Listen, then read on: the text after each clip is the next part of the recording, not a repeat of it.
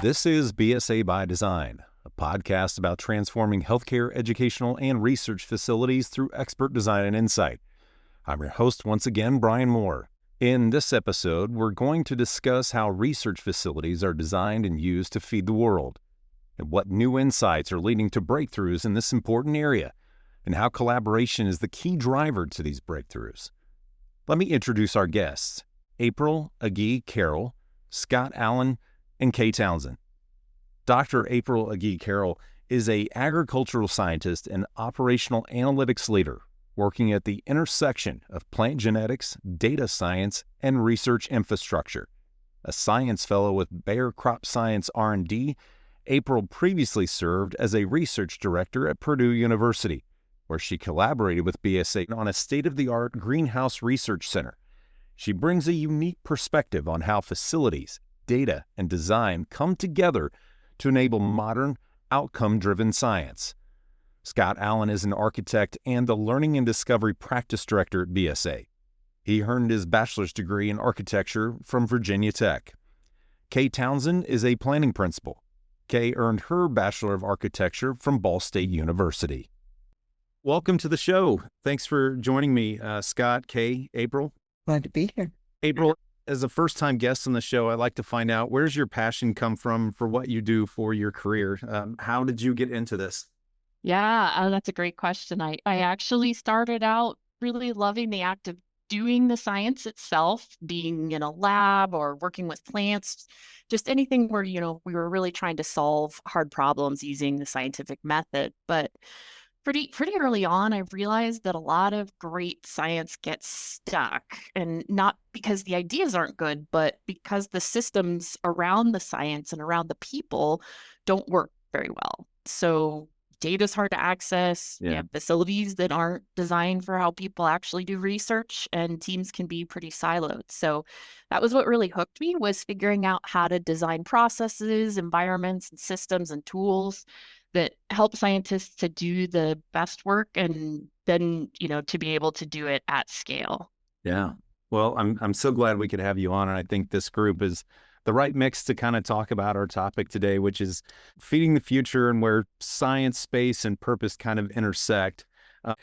And I think you guys can bring so much based just off of your background. So, April, let's start with this. When people think about how the world is fed, they often picture farms, and I grew up working on a farm. So that's where my brain goes. But today, food security starts long before seed hits the soil. So what does feeding the world really mean in 2026? Yeah, you're absolutely right. It starts long before a seed ever reaches a field. So in 2026, we begin feeding the world with an understanding of genetics. We need to understand the DNA that we're working with. We need to understand how traits are inherited. And then we need an ability to test plants in, say, fields, in target environments, or in really precise controlled environments. And then thinking about how we use data to really anticipate how crops will behave in different conditions, particularly under stress. So climate change kind of raises the stakes for that. Feeding the world and food security now depends not just on yield or production as it used to, but more on predictability and resilience. You mentioned climate change, and climate in general is kind of where I want to go next. How dependent is agriculture still on weather, and how much of that can science now control?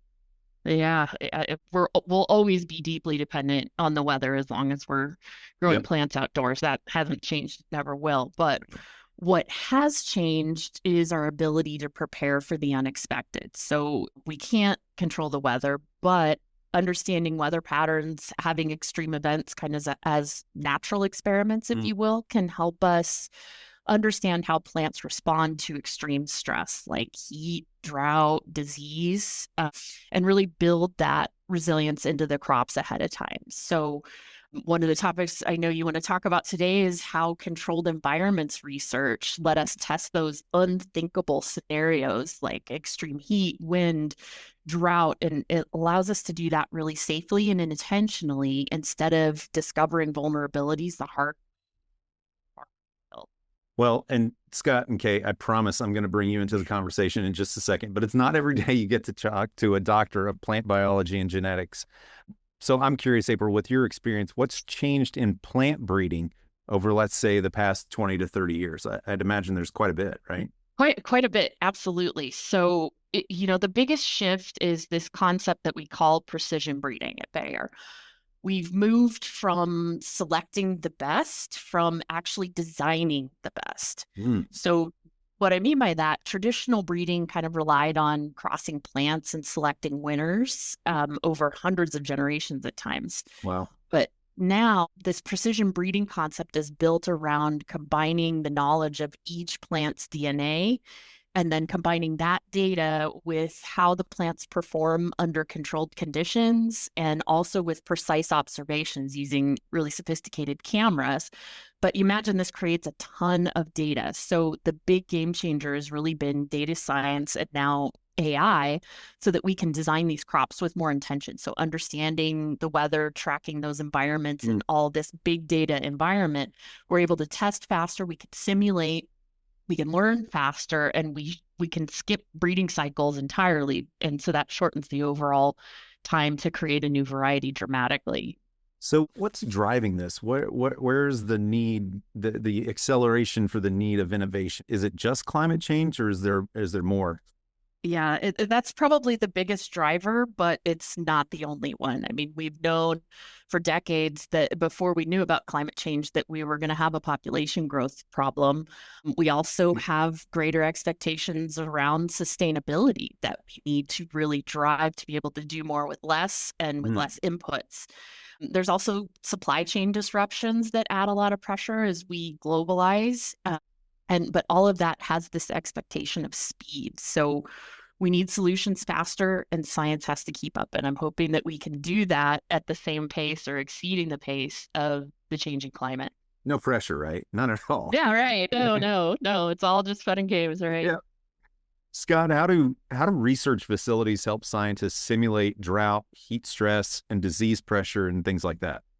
It's a great question, Brian. I think April touched upon it earlier a little bit. The idea that we can create environments within the greenhouses that are not just greenhouse spaces, right? They're looking at how heat, how the amount of water that a crop gets, those types of things really are simulated in a safe and protected and purpose-built environment that allows that data to come to fruition versus learning the hard way, as was noted earlier, right? If you just go through a season and find out about that through a drought or through a lot of water coming at a different time. So what we try to do is create those environments in the actual greenhouse space that would mimic really some of these challenges that are being faced, right? Whether they're heat stress or droughts, those types of things. We had the ability to dial it in pretty precisely in these greenhouse spaces. And so we look at multiple scenarios at one time for the same crop as well. And I think that is really important to understand because our climate is also microclimate in certain ways in different environments.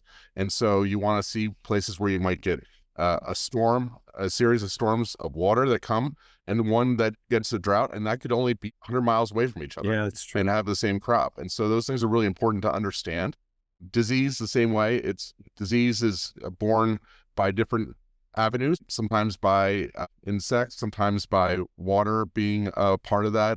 They're all born in different ways, and trying to create that climate where those things either can occur, so we understand why it occurs and what its implications really are, or trying to resist it from occurring is another big part of that. So in those environments, it's really about trying to dial that in to go test those scenarios out.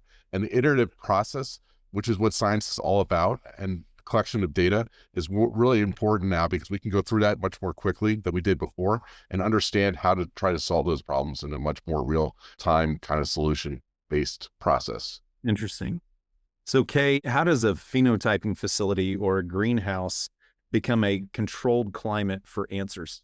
Well, I think that's really interesting because sometimes I have to pull back and realize that not everybody has the level of science in their heads that we do, right? And so you take a greenhouse, for instance, and most people would say, oh, yeah, I went there and picked up my flowers to plant, this summer. And really, they're very complex facilities. They have integrated systems, kind of like what Scott was talking to. They have these integrated systems for the controlling of the watering of the plants, what nutrients go into the water, so that they have that data that April was talking about, that they can substantiate findings for keeping the temperatures consistent, and even the color temperature of the lights, so that they can mimic different climates and everything, to help them really better understand how these environments are impacting plant growth. And really kind of the same thing with phenotyping facilities. April and I worked on the project, I think it was about 10 years ago at Purdue, and the plants there were not housed in a greenhouse. I believe it is now connected to the greenhouse, but everything was self-contained within this facility. And the plants actually lived in RFID tagged pots. And they all lived on a conveyor belt, so to speak. And they moved and all within this climate controlled growth house or growth chamber. And there they got the water that was specific, with the specific nutrients, specific quantities. The temperature was controlled, the lighting was controlled. And what I found so fascinating in working with April and her team on this project was that then they moved along this control, or this conveyor belt, and they were weighed, and then they moved into different cameras. I think they had an RGB camera, and this thing would take a picture of the plant and plot points on the leaves, and then they would do that daily, and they could see what the impact of the different nutrients were on the plant. One of them was like an X-ray, and it would look at the roots and how the roots were impacted by different things in the soil. And this is where they can really implement that data-driven decisions for, like April was saying, for finding that plant that they're going to take out into the actual climate and plant. Interesting. So I know Scott a minute ago mentioned it could be just 100 miles difference between a drought and a flood. And in fact, I think we got more snow in Indiana than you did in Denver, which is just the weirdest thing ever to me. But April, how does climate variability affect crop reliability across different U.S. regions? Oh, yeah, it's a huge issue. And we're seeing much more regional variability than we used to see. What works in one state or even one season might fail the next. And so this is kind of due to extreme events. When climate change, when they were first talking about it as global warming, it sounded like it was going to be showing up evenly, spread like peanut butter across the globe with a few degrees temperature difference. And that doesn't really sound scary. And I think what we're actually seeing is that that's a global average. It's actually really showing up as extremes. So that means that plants also have to be able to withstand those extremes. Right. So our scientists, our plant breeders need better predictions about how our genetics will perform in these very different environments. So this is where those controlled environment experiments that simulate those extreme conditions and where AI has become a real game changer. So with AI, we've been talking about how we're combining that genomics, the phenotyping, which is all those precise measurements from those different data sources, the X-ray, the cameras, the weather and environmental data, and then predicting that performance more accurately and sooner. So like instead of just hoping that one variety will work everywhere in a region, we can actually design crops for specific conditions to get them to farmers faster, delivering those solutions even at a single field level with the precision planting equipment that we have to be able to get the right product on that right part of a farmer's field. Wow. There's a lot going on here. What does resilience look like in plant science? Resilience, I think that's a word that's on everybody's mind. And like I mentioned about using data, we have to be resilient in the face of climate change or in any kind of condition. We need to understand first the global environment and the weather patterns. So it's a huge data challenge, but then making certain that our genetics are going to perform reliably across that variability. So where we used to be all about optimizing yield under perfect conditions, it becomes more about preparing for uncertainties, like you mentioned, Scott, with disease that comes as just as part of natural life and in nature. So, and Scott, April just mentioned, and my reaction was, wow, there's a lot going on here. So you've got a lot of different things and a lot of different people that are working on this. How do research environments encourage interdisciplinary collaboration? Yeah, great question, Brian. I mean, I think we always seek to create environments that have that interdisciplinary collaboration. It's sort of built into the process with this work, because you look at the idea of creating a environment for this. You have plant engineers and scientists, you have data people, you have people that are running all the different parts of the systems of the building. And when you go to collect that kind of data, when we were looking at trying to create these different environments, and therefore whether it's simulating a drought or a heat wave or an immense amount of rainfall for some specific reason in a season, all those people are collaborating already to create those environments. That's the way you're dialing that in. So it's already kind of built into the process a little bit, but we certainly are looking to have all these people come and have a part of this in each of our different experimentations and thoughts through this. It's also about trying to create a common language about how they kind of communicate with each other, and how that can then provide a feedback into the not only the process of the research, but also the things that are going on about creating that environment. So it takes a lot of people to do what this is and to create that environment specifically, but that interdisciplinary collaboration happens almost inherently, which is a really great positive to it, because there's so many different people that have to interact to create those things, and they're not really working in silos to create that specific kind of condition, which is a great part of it. The intent about that, though, too, is to ensure that we have some flexibility, because there's always going to be an evolution about this. So their feedback that they're bringing into this is going to create, and their collaboration is going to create the next thing. And so we want to have that environment, and whether that be a greenhouse to anything else, be able to evolve with the things that are continuing to be the challenges that we encounter. So you just mentioned there's a lot of experts here that are not working in silos. Well, you're only an expert because you've studied and researched and done something for a really long time in one thing. So, Kay, my question is to bounce off that. How do you design spaces that break down those silos between, let's say, a plant scientist, geneticists, data analysts, veterinarians? How do you design for that?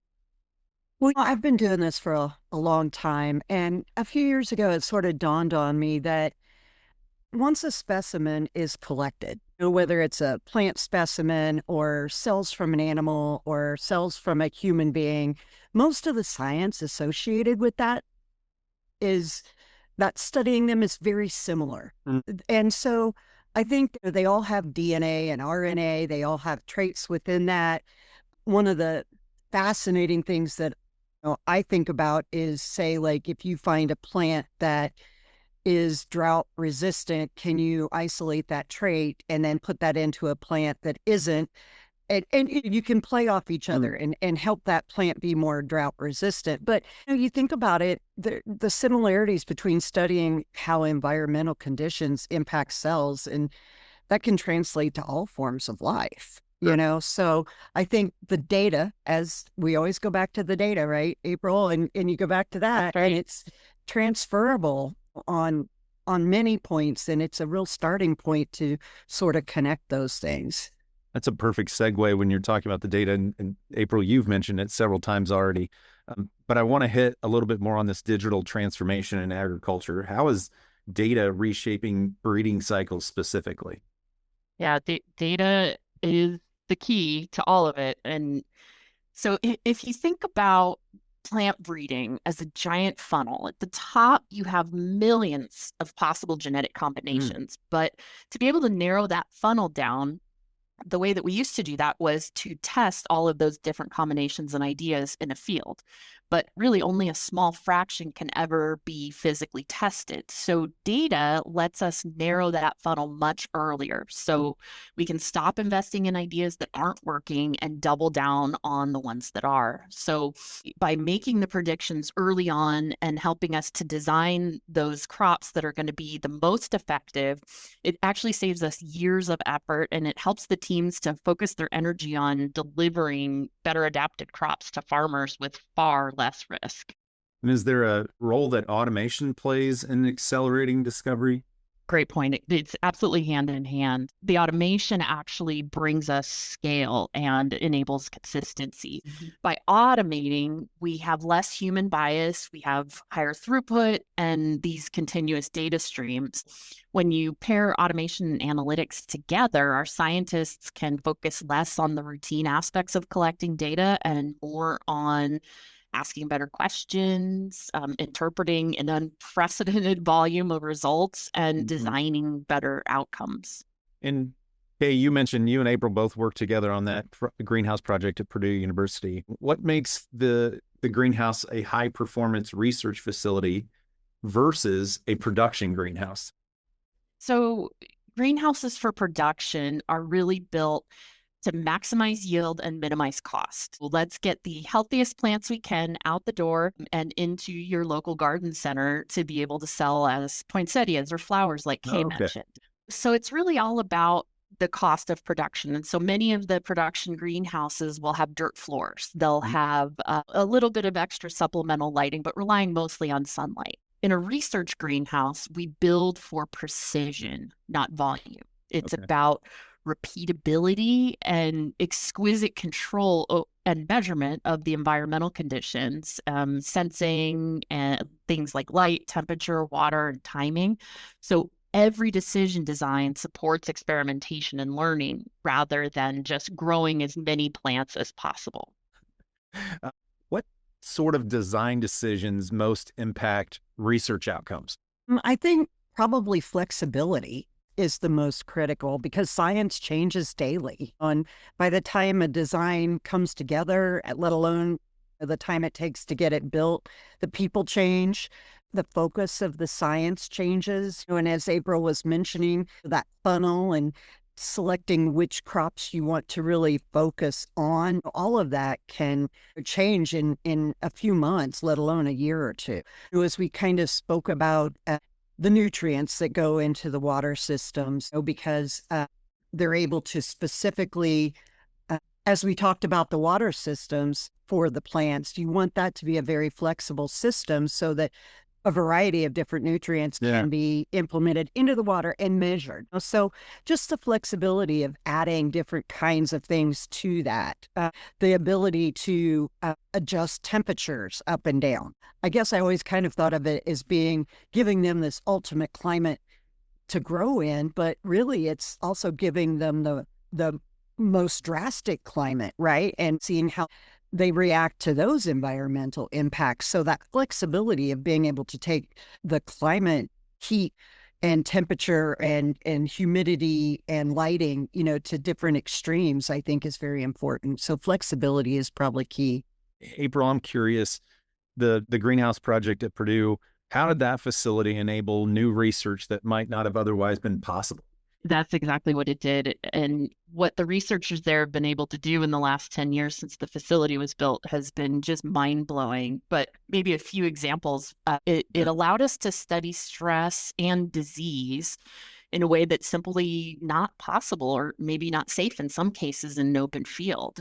In a controlled environment like the facility there at Purdue, we can introduce an environmental stress or some experimental varieties, new genetics or disease pressure. And we can do that deliberately and responsibly without risking spread or crop loss. It's also the level of control to run experiments year round.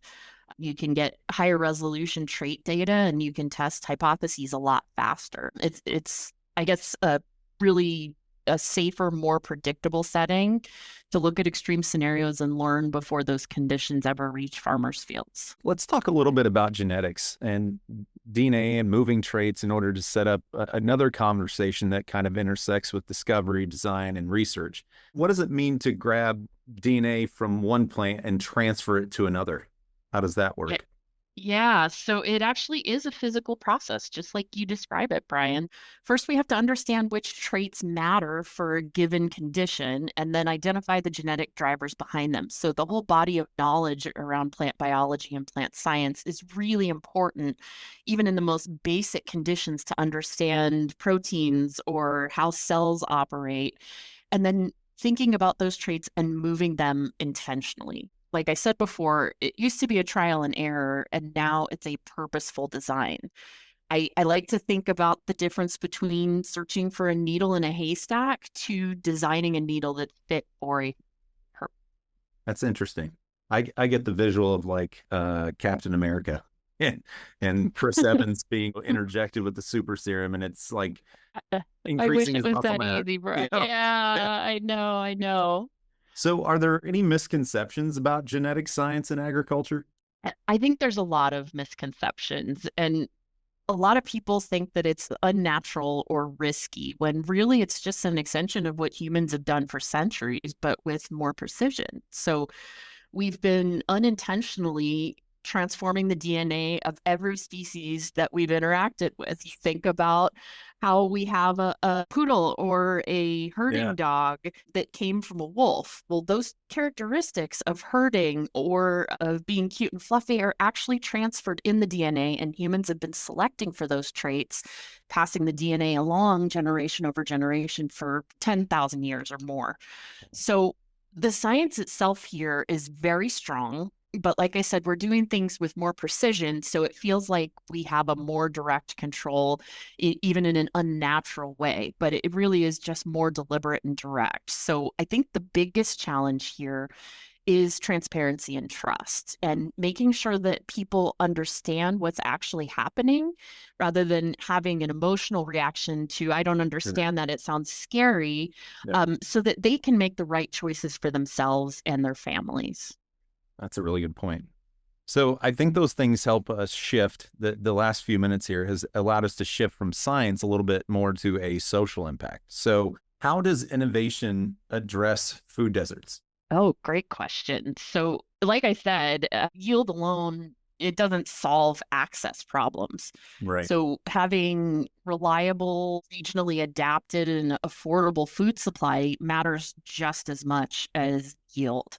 So, while the food deserts and the supply chain issues are a little far removed from the specific R&D questions that I'm asking and answering. Fortunately, there are research specialists in all aspects of the supply chains that supports the local food systems and improves the access. So we're thinking about it end to end, not just solving one little genetic question or one little cell hypothesis. We're actually thinking about how we impact people at a real human level in a day-to-day life.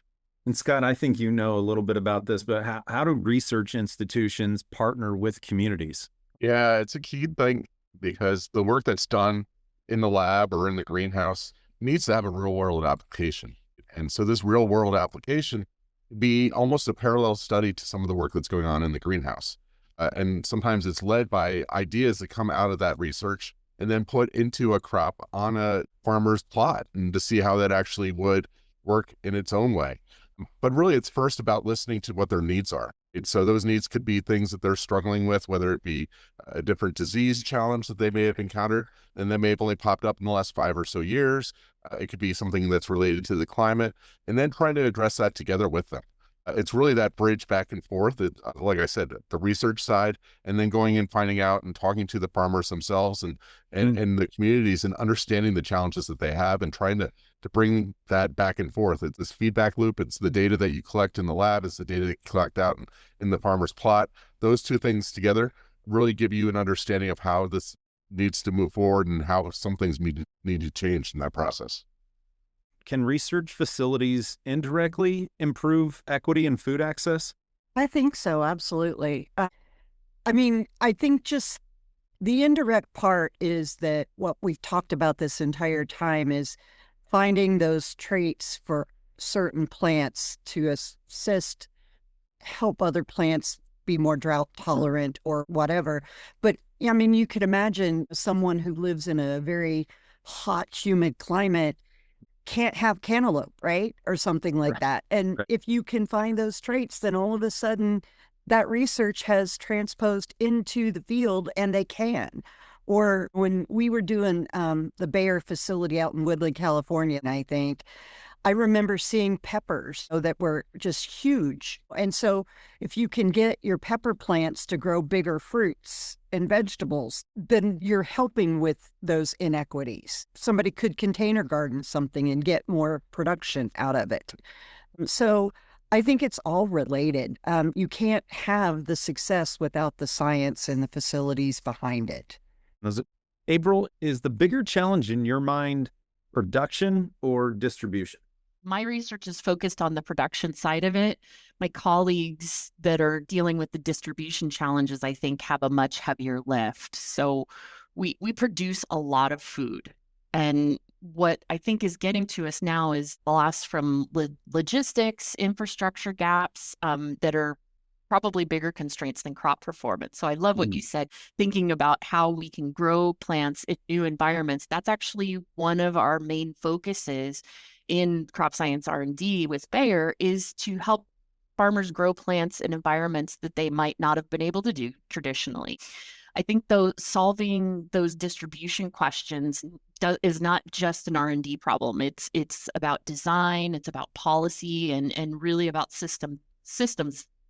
It's about design, it's about policy, and about systems thinking, not just better crops.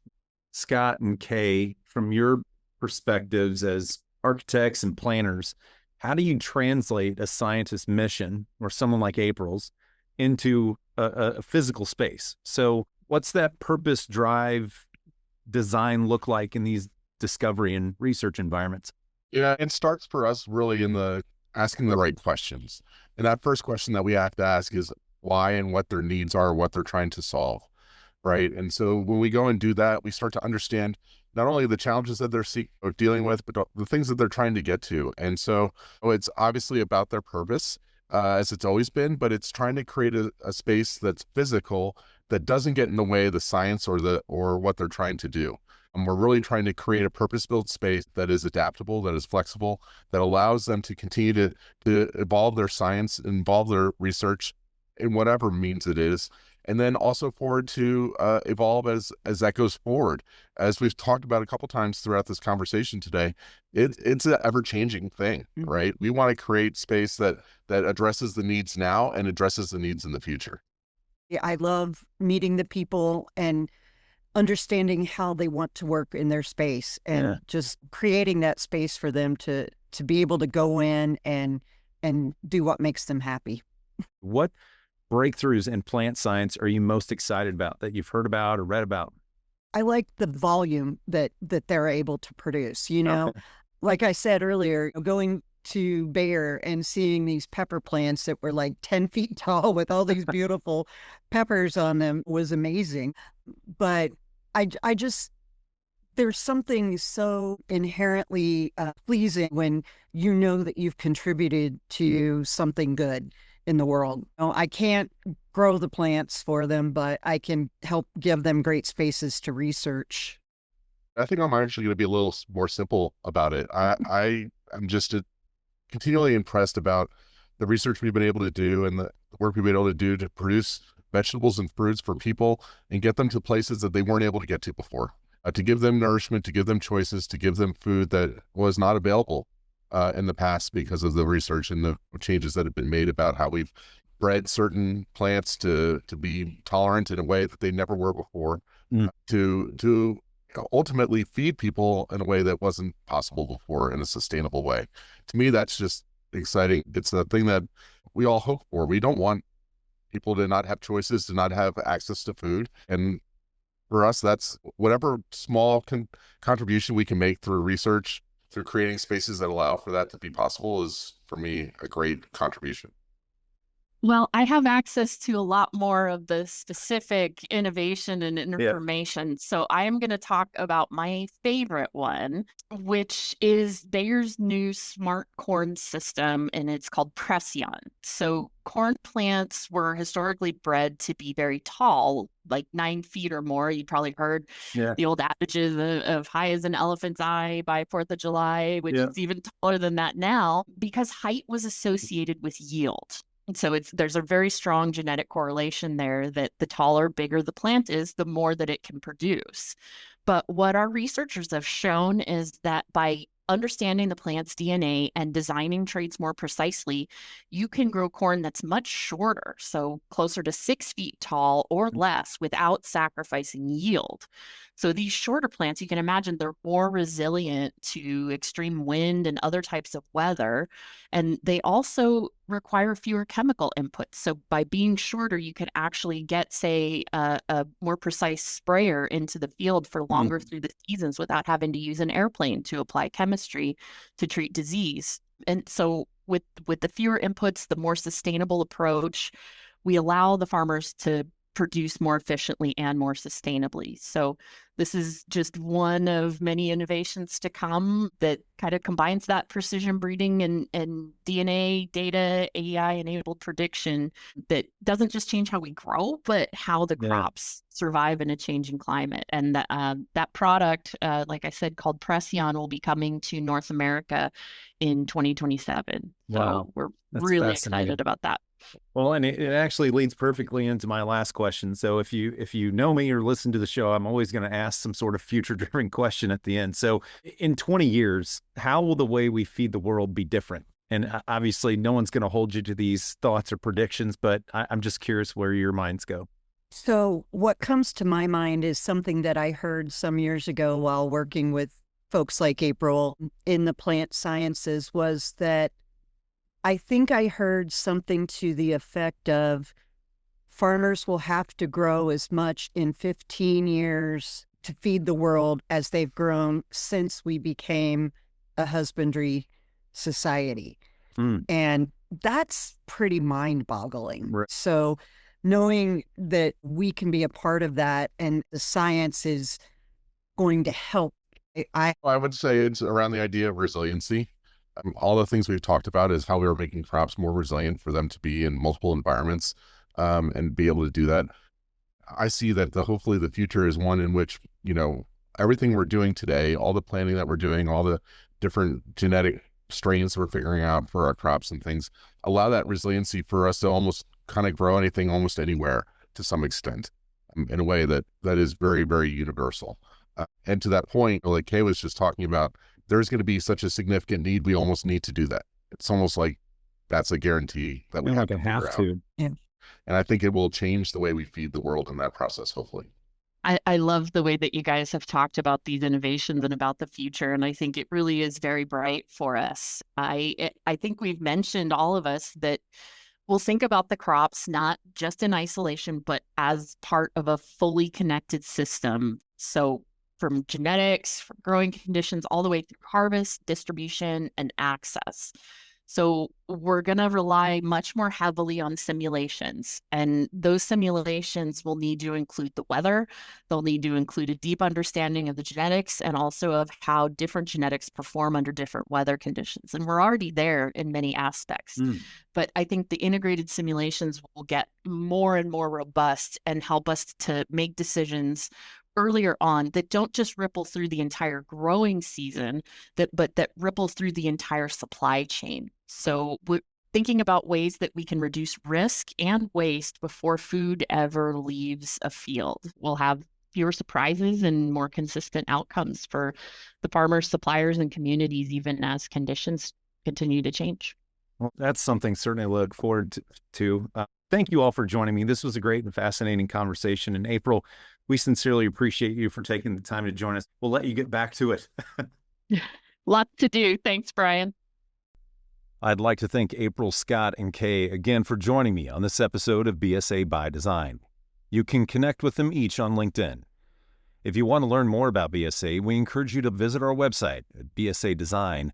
There's a link in the show notes to contact us for more information. So And be sure to subscribe to BSA by Design on Apple Podcasts, Spotify, and YouTube Music so you don't miss an episode. And be sure to check out BSA on social media, including LinkedIn and YouTube.